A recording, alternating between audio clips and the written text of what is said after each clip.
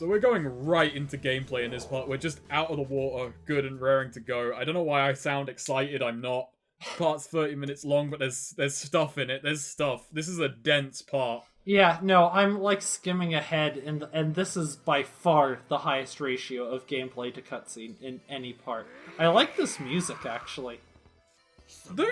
Okay, I'll give this game some props. The OST they've developed for it has a few okay tracks in it. Yeah, we didn't get a chance to say it. I liked the water track, even though it was such a water track. Actually, this might still be the water track.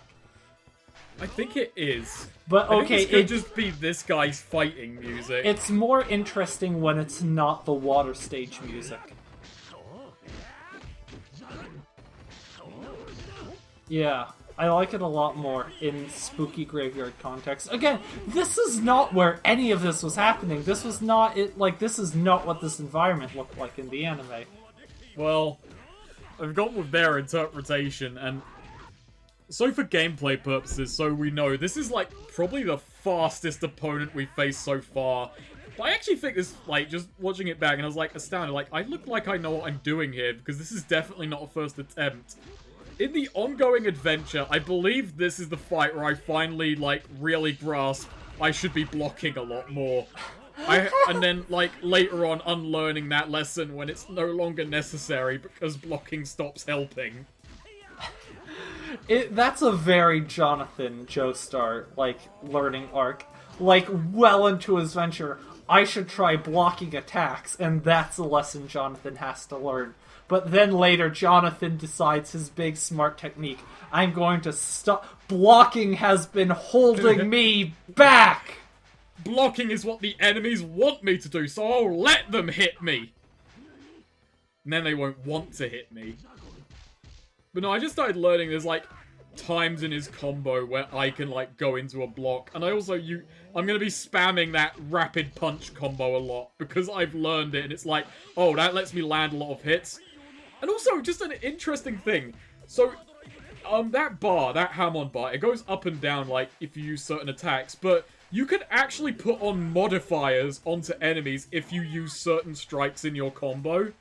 So, there are stunning sweeping hits, and there are, like, electrifying hits that do, like, extra damage, and I believe, like, stop them recovering red health and shit.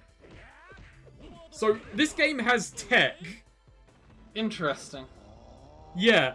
Also, that is the angry... You should be very angry at what happened right there, because I unleashed my super move, but because he was still in his get-up phase where he has iframes, it didn't connect.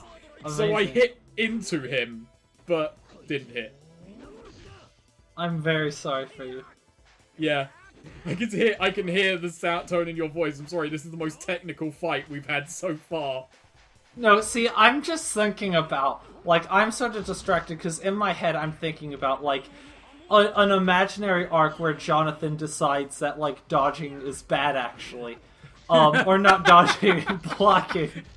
I mean, at the end, he learned that dodging is very good and he should have tried it. Yeah, that blocking is bad, actually. That's very much the last lesson he learns in his life. Right here, exactly, is how Jonathon would explain it. So, like, damage, like, in fights comes from, like, conflict, from resistance, like, friction. It is, like, a clash of two forces hitting, you know. Like, that's the problem. And what is blocking but, like, resisting attacks? So really, when you block, you're intensifying their damage.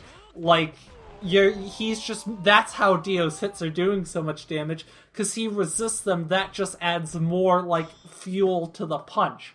So if he, instead of trying to block, like, embraces the attack, like, really tries to get hit as hard as possible, it's like two forces moving in the same direction. And so it's like they're the same relative to each other, so it's like he's not even getting hit if he just tries really hard to get hit by Dio. And that would somehow work.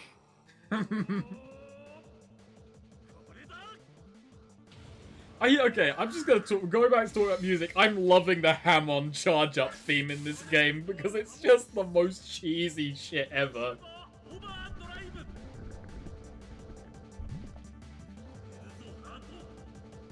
So yeah, I don't know if he gets the big sympathetic moment in this. I think we do get the Luck and Pluck scene, but in this he's just like rearing up. I'm just gonna fucking ham on this guy into dust.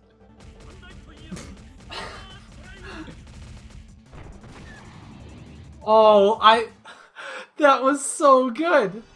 Oh, here we are. Blasted. Here's it seriously looks like he just got the money shot at the end of a portal. I'm not gonna lie, it kinda does.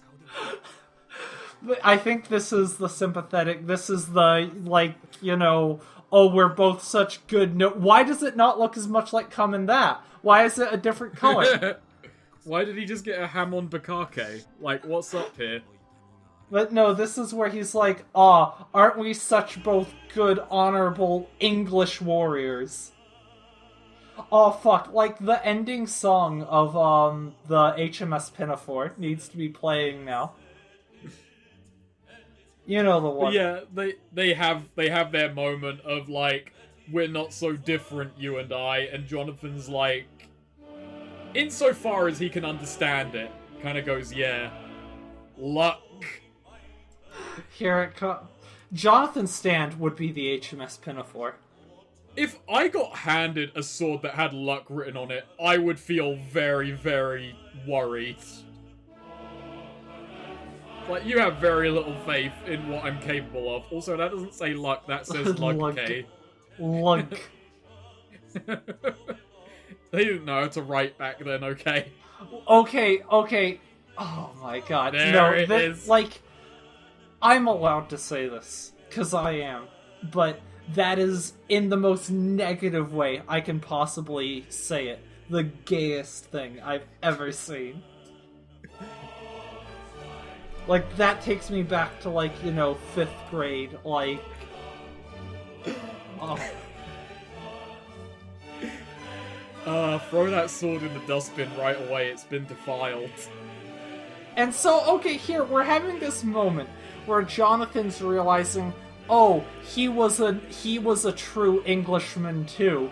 You know, he was a noble, honorable soul who fought for his queen, but Dio was mind-controlling him, and that's sad, and he had to fight for Dio, and if this mind control, he didn't want him to die, he didn't deserve to die again, he was a good guy, I respect him, we connected, why did Dio have to mind control him? And that's important. Remember that Jonathan had this speech, had this, like, moment. Because, see, this dude, spoilers, Jonathan's having none of that with this guy. He's about to flip his shit on this guy. He's gonna go on a rant about how he's gonna kill this dude 1,000 times over. He's gonna be deader than anyone's ever been dead. Just because he, like, made Jonathan mad. Oh my god, they're doing the leaf thing. Yeah, they're doing the ham-on leaf to fly through the air. Even as far as, like, just making shit up goes, you kind of have to respect how bullshit that idea is. Where did these leaves come from? Here, at least, there are trees around. In the anime, there fucking were not. They were just in a canyon, and all of a sudden they were standing on, like, a bed of leaves. In the anime, I didn't realize it was supposed to be leaves at first. I misunderstood and thought Jonathan made a, like, glider out of rock. Oh, you can also see in the background, there's just a fucking, like, castle in this canyon wall. That was just there. Flying towards and/or away from.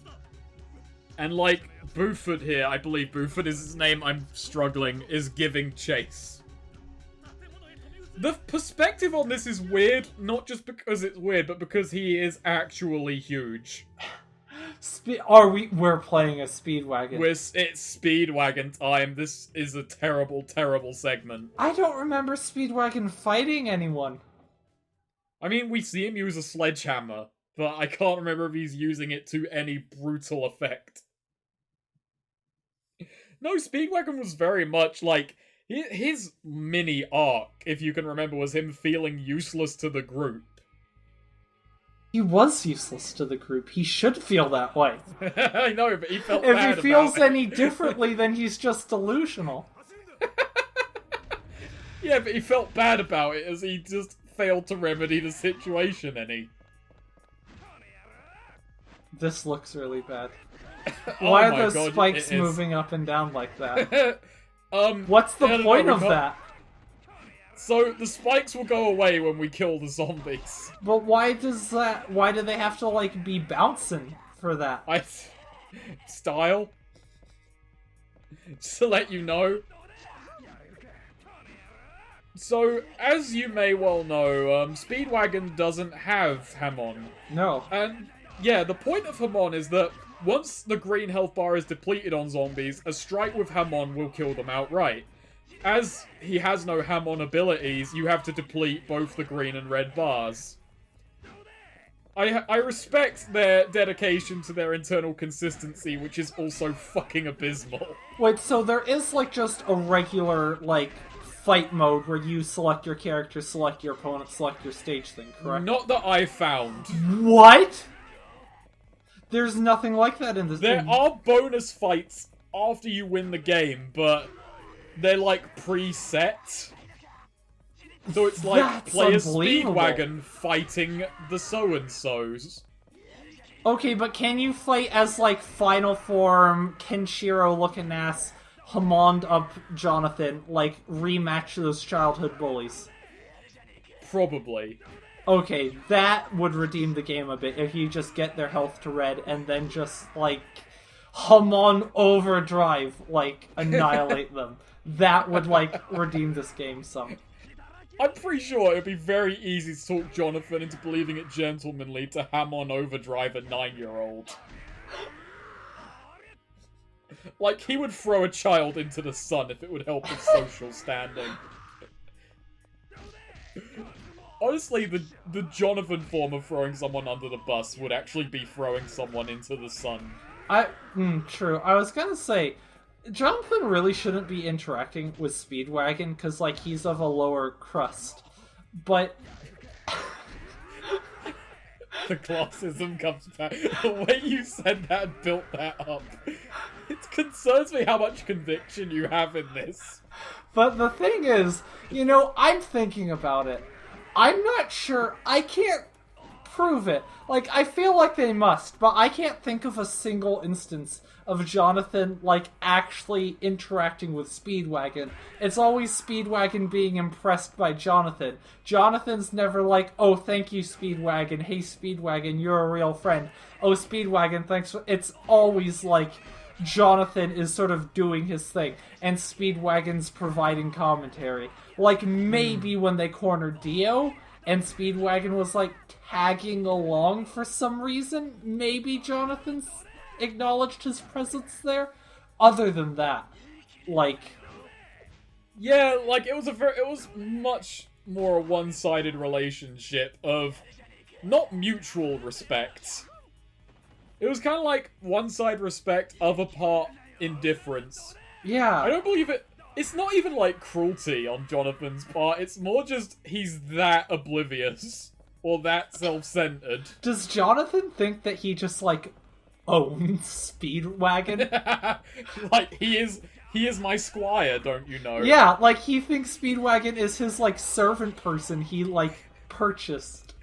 What do you think of Speedwagon's running animation, by the way, to drag it back What, to the game for like, a moment? when he... Not... Forget his running animation, his standing animation, he's just squatting like he's about to take a shit. His running animation's a bit better, because at least he has like a hustle going on. You know, he looks like he's a footballer. Like... True. American football. No, he's a rugbyer. Like, he... A rugbyer? Yeah. I don't know what you call them. A rugger? I've always just referred to it as rugby player. I've never thought of, like, the one-word term, a rugbyer. A rugger.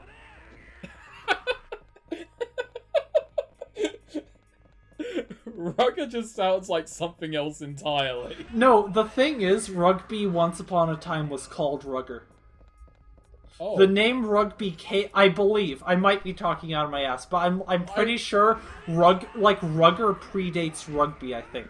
Because football originally came from just, there was a game where we played with a ball in the Middle Ages, and it slowly became, there was regulation football and association football.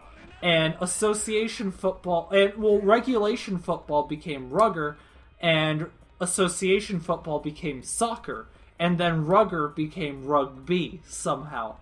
I'm gonna be honest with you. When you started that story of it used to be called Rugger, I thought you were doing a thing where it's like, I'm gonna see if I can make him believe this bullshit, but I was gonna play along with it anyway.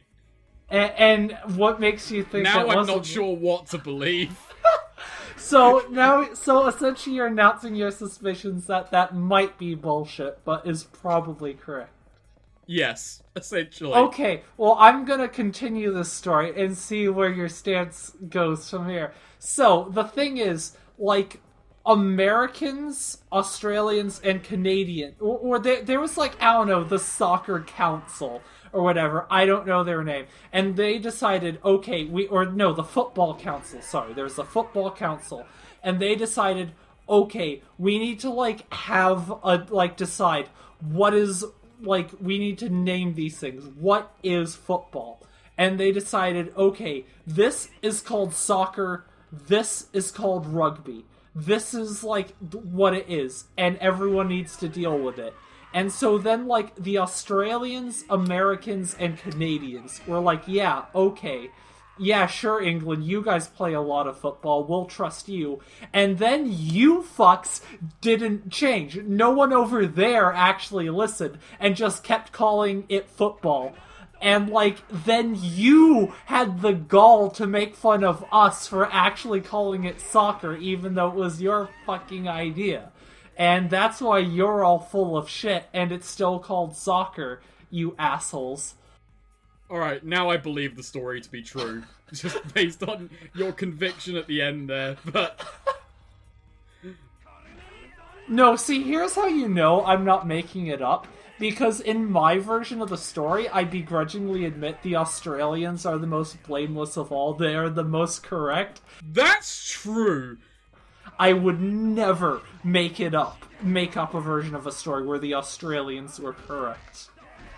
Your concerning distaste of Australians is known to me, but not to just people listening to this. But yes, the fact that you would begrudgingly admit the Australians aren't in the wrong does prove the veracity. Not only are they not in the wrong, they are the only ones totally incorrect. Because they have rugby and soccer. Like, we don't. I'll admit, because, like, we changed the rules of rugby to be kind of different, and call it football. And whereas you just call soccer football. The one issue is that Australia has soccer, rugby, and then they also have Australian rules football, which is similar to, like, American football, which is what Americans and Canadians call football. So the Australians have a third weird thing that they play in an oval. Because, you know, they had to find a way to still do something stupid. Okay, there we go. Couldn't let it just be like they win in this conversation. You have to drag it back around till they got a problem again. No, Australian football is they just decided, like, okay, we need one true football that combines, like, soccer and rugby. And then, like, but what do we make? It needs an edge. Got it. An oval. Like... And that's the gimmick of Australian football. Disclaimer, this is all based off stuff I vaguely remember and do not care about, so I could very well... stuff wrong about sports as well as Jojo. I mean, I'm just gonna jump in here and say that my, like, only issue with soccer is I just dislike the sound of the word. Okay, I'm actually gonna unbelievably take the Australian side again and say that Socceroos makes me like the word soccer. I'm amazed. I dislike it even more now. Like, it goes against all of my principles, because, like, I'm one of my biggest points against Australia is they have the worst slang. They talk the worst out of any culture on Earth. Bikies. Macas. Let's go to Macas. But I'll admit, I find the term Socceroos really endearing. I don't. So, in this scene, a lot of people are about to fuck up, and someone's going to pay a price for it. Sadly, the wrong person. Well, okay. There's several people who would like. There's a lot of people who would be the right person, but there's someone who it should definitely be who doesn't pay the price. But I don't know. Like, again, Jonathon, like, this guy should know better after seeing what Jonathon did in the river. He should be, like, more on guard with dealing with Jonathon. Let's cut to the chase. Zappelli suffers. And no, Zappelli absolutely deserves to suffer more than Jonathon does. Why does he have a chain on him? I forget what's going on. Remember they were this is like the Knights game or something where it was like a fight where two people are like have a chain around their neck and they're suspended. So it's a fight of weight and getting the other person hoisted up into the air so they get asphyxiated. And this is a bit unfair when fucking he's been brought back as a 15-foot tall. Yeah, when like this monster. is like fucking Goku versus Broly happening. Yeah, that's exactly like that reference. I'm sad you're not into Dragon Ball, so you can't understand the majesty of Broly, the legendary Super Saiyan. Okay, the way I can best describe Broly, he's a character in Dragon Ball Xenoverse, and at one point in, like, the hub world, you can start a fight where you duel him with your, like, OC Do Not Steal character you made in the character creator. When I fought Broly, when I did my grab, which involves, like, sort of, like, essentially, like, grabbing them around the throat from behind, my character was just clipped inside Broly's model. Completely not visible, because Broly is so fucking massive. My character could fit inside Broly's model and, like, inside his shin. Like, not even up to his knee. They could fit inside Broly. Part of that's my character is small, but Broly is that massive. And he, like, can barely talk, and he's amazing. I love him. He's the best character in Dragon Ball. He's the character, there was that newspaper thing where, like, they're like, if you could be a superhero, who would you be? And one kid was like, I'd be Danny Phantom, because he, like, helps his friends, and the other kid's like, I don't know, I'd be Superman, because he can save people, etc. Then just one kid, Broly from Dragon Ball Z. His power is maximum. Okay, that's a good reason to pick that guy. Yeah. Do you remember Poco and his sister? No. Wait, yes. Doesn't his sister, like, get killed by and or raped by, Dio? Possibly. Okay. No, that's a different character I'm thinking of, I think. Not his sister. But Poco just kind of learns, like, my sister is brave and she's telling me to be brave, so I will crawl into the room with this giant man to save a moron. Oh, that's good. Oh, that's such a good freeze frame. His head is so much bigger than hers. He's so much bigger than her. Like, there's forced perspective to make her taller than him. There is a very gothic vibe in this frame that I'm appreciating. Kind of anime gothic, unfortunately, but, you know. If she had blonde hair, she would look more like Erina than Erina does. Unfortunate but true. Cut back to here, where he's taking away the wrong lesson from that story. Wait, is Speedwagon trying to stop him or helping him? Is he giving him a boost up to get remember. in there? I really want Speedwagon to be like, oh yes, I see you're an honorable Englishman too. Let me help you become like Jonathon. And like, yeet! Hoists him up into the fuck room with Jonathon. I appreciate your use of yeet, because you yourself have gone into, you have to use yeet when something is empty and you're throwing it away.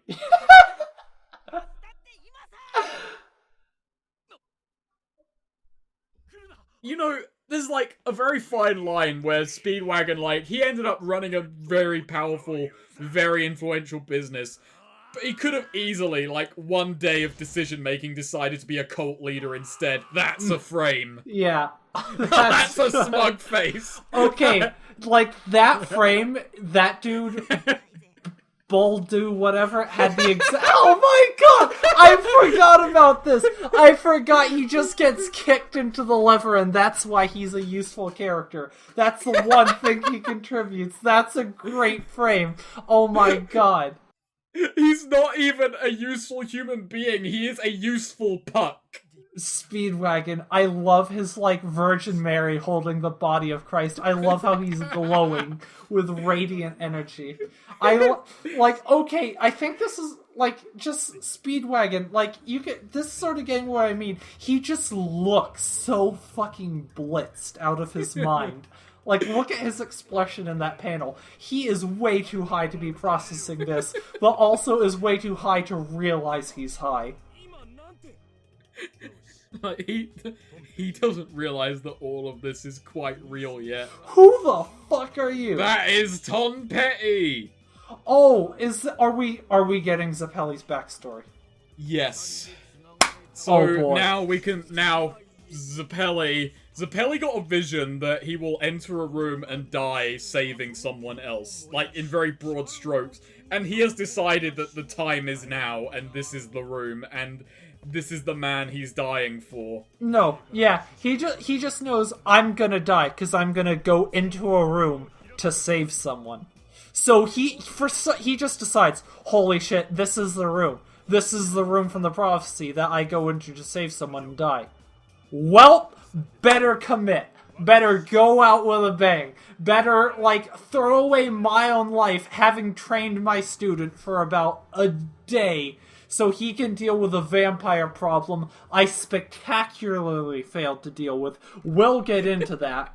Oh my goodness. So Zeppeli is just choosing to die right now. Essentially, yes, because he made the revelation, wait, this is the room, while he was outside the room. He didn't walk into the room and go, ah, shit, this is the room. Yeah, it's not like, I fucked up, it's too late, my death is happening now. It's, oh shit, that's the room I'm destined to die in. Well, shit, let's get this started. Wouldn't want to keep my destiny waiting. Oh my god. Look at that model. So, this is the fight where I learned the next anime shonen phase. And it's thanks to that attack. That attack he does where you get hit like 15 times when he starts stomping. I realized this game has a parry mechanic. Oh my god. I'm learning in real time. But now I've learned there's a parry mechanic, it's so easy to use! Okay, now imagine Bruford was, like, not wearing a shirt. Imagine he's, like, another, like, 2 feet or so taller. And imagine he's just screaming. Just screaming utterly incoherently. And now also imagine his motivation is he really hates this one dude because, like, when they were babies, they were next to each other in the maternity ward, and he kept on crying really loudly, and it kept you up at night, and you couldn't get your baby sleep, and so you've hated that dude for your whole life, and the mention of his name sends you into an incoherent screaming rage. And that's Broly. I was gonna say, up to that point, you could have been describing Broly or the bird I have. When you got to screaming incoherently... Also, I want to point out, now I've learned the parry mechanic, up to this point, I have landed a 4 to 10 hit combo max. In the top right, you will see my combo meter. People could have already seen it. Also, I love I'm a little teapot, short and stout. How is the Zeppeli... Okay, with as well as you're doing, how is the Zeppeli gonna, like, live up to his destiny and lose in cutscene form? I have landed a 100 hit combo since I learned about the parry mechanic.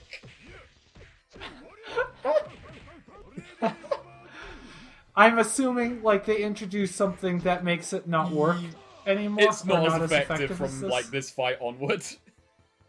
It's... Wow. Did you ever go back and try and see?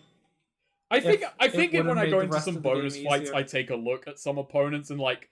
I think the parry mechanic comes when you get Hamon, is the thing. It's very strange. Okay. This game is a mystery. It just, like, it could be the fact it's in Japanese, or it may just never introduce, hey, you can parry. Yeah, it's like, he just got bodied. Well, I mean, he just got his stomach punched a lot. And, then the Zeppeli gets bisected. That's a good way to show bisection. Just cut the panel in half. So yeah, he just decided to just throw it away for Jonathon, because that's the kind of guy he is. Speedwagon's having a really bad trip right now. Like, I just saw a guy just fall in half. Yeah, so, like... Bad decision.